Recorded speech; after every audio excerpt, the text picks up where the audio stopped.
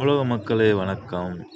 Brother sister, யாருக்கு 3ஆம் number பிடிச்சிருக்கோ 3 குழந்தைய மொத்தமாக பெற்று வளங்க பார்ப்போம். யாருக்கு 4 நம்பர் பிடிச்சிருக்கோ 4 குழந்தைய மொத்தமாக பெற்று வளங்க பார்ப்போம். யாருக்கு 5ஆம் நம்பர் பிடிச்சிருக்கோ 5 குழந்தைய மொத்தமாக பெற்று வளங்க பார்ப்போம். புரிஞ்சா மக்களே? யாருக்கு 7ஆம் நம்பர் பிடிச்சிருக்கோ 7 குழந்தைய மொத்தமாக பெற்று வளங்க பார்ப்போம்.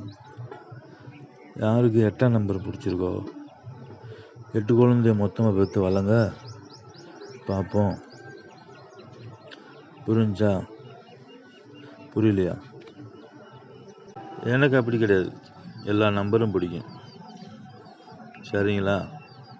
இப்போது மத்திய அரசில் ரயில்வே ஸ்டேஷனில் 120 நாளாக இருந்த டிக்கெட்டு புக்கிங் 60 நாளாக மாறி இருக்கு.